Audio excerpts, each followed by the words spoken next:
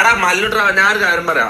അങ്ങനെ പേഴ്സണൽ ഇതൊന്നും പറയണ്ടല്ല. എന്ന് വെച്ചാൽ പെട്ടെന്ന് ഒരു ദിവസം മല്ലുവിനെ വിളിച്ചു. ഇത് സംഭവം ഇഷ്യൂ നടക്കുന്ന വെച്ചാൽ മല്ലു ഇപ്പം ഒരു പോസ്റ്റ് ഇട്ടതല്ലേ, അതല്ലേ നിങ്ങൾ പറയുന്നത്. അതായത് പോസ്റ്റ് ഇട്ടിട്ട് ദിസ് ഈസ് ദ എൻഡ് അങ്ങനെ എന്തോ പറഞ്ഞതല്ലേ, തിരിച്ചു വരാൻ ശ്രമിച്ചു, എല്ലാം അവസാനിച്ചു, അങ്ങനെ എന്തോ ഒരു പോസ്റ്റ് ഇട്ടല്ലേ സംഭവം.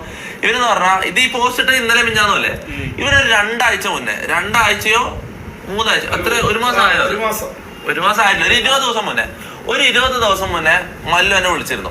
പെട്ടെന്ന് പതിവില്ലാണ്ടൊരു കോള്. അതായത് അതിന് മുന്നേ എത്രയോ കാലം മുന്നേ എന്നെ വിളിച്ചത്, മനസ്സിലാവും, പതിവില്ലാണ്ടൊരു കോള്. എന്നിട്ട് എന്നോട് എല്ലാം എന്താ പറഞ്ഞ എന്തായിരുന്നു മീൻസ് ഇങ്ങനെ എന്താ പറയാ, എല്ലാം പൊരുത്തപ്പെടുക, എന്താ വാക്ക് എനിക്ക് ഓർമ്മയില്ല. പക്ഷെ എന്തോ സൂയിസൈഡ് ചെയ്യാൻ പോകുന്നതിന് മുന്നേ ഒരാൾ പറയുന്ന പോലത്തെ വർത്താനം ഉണ്ടല്ലോ, മനസ്സിലാ, അങ്ങനത്തെ ഒരു ടൈപ്പ് എന്നോട് സംസാരിച്ചാൽ എനിക്ക് കറക്റ്റ് വേർഡ് ടു വേർഡ് എനിക്ക് പറയാൻ പറ്റില്ല. പക്ഷെ അങ്ങനത്തെ ഒരു ഇത് എടാ എല്ലാം ഇതായി എന്തായിരുന്നു വിഷമിപ്പിച്ചിട്ടുണ്ട്, വിഷമം എന്തെങ്കിലും ഉണ്ടായിട്ടുണ്ടെങ്കിൽ പൊരുത്തപ്പെടുക, അങ്ങനത്തെ സാധനമില്ലേ. അതായത് നമ്മൾ ഈ ഹജ്ജിന് ഉമ്രക്കെല്ലാം പോലെ, ഉമ്രക്കെല്ലാം പോകും, നമ്മൾ ഈ ഹജ്ജ് ചെയ്യാനും ഉമ്രയാലും പോകുമ്പോൾ നമുക്ക് മുന്നേ പരിചയമുള്ള ആൾക്കാരെല്ലാം നമ്മൾ വിളിച്ചിട്ട് എല്ലാവർക്കും കൊണ്ട് പൊരുത്തപ്പെടിപ്പിക്കുമല്ലോ. അതായത് എന്തെങ്കിലും തെറ്റായിട്ടുണ്ടെങ്കിൽ ക്ഷമിക്കണം, എല്ലാവരും ക്ഷമ ചോദിച്ച് എല്ലാവരും നല്ലതായിട്ട് നിൽക്കുന്ന ഒരു പരിപാടി ഉണ്ട് ഈ ഹജ്ജിന് മുമ്പ്. അതേപോലത്തെ ഒരു ഗോളാണ് എനിക്ക് തോന്നിയത്, മനസ്സിലാവും.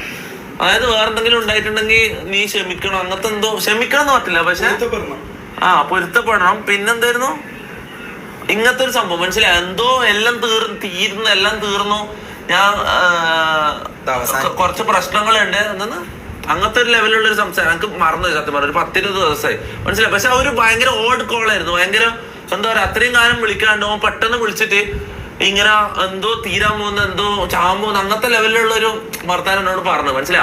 അതിന് ശേഷമാണ് ഈ 2 ദിവസം മുന്നേ ഇവന്റെ ഈ പോസ്റ്റ് ഞാൻ കാണുന്നത്, മനസ്സിലായി. അതായത് ഞാൻ ഒരുപാട് ശ്രമിച്ചു, എല്ലാം അവസാനിച്ചെന്ന് കരുതുന്നു, അങ്ങനത്തെ ഒരു പോസ്റ്റ് കാണുന്നത്. അപ്പൊ എനിക്ക് ഇത് രണ്ടും കണക്ട് ചെയ്ത് നോക്കുമ്പോ എന്തോ ഒരു മനസ്സിലാവും, പോയി എന്തെങ്കിലും കടുങ്കൈ എന്തെങ്കിലും ചെയ്യുമെന്ന് അള്ളാഹ്ക്ക് അറിയാം, അതാണ് എന്റെ പേടി, മനസ്സിലാവും. അത്ര യാത്ര, രാജ്യക്ക് യാത്ര ചെയ്ത് മനസ്സൊക്കെ അടിപൊളി.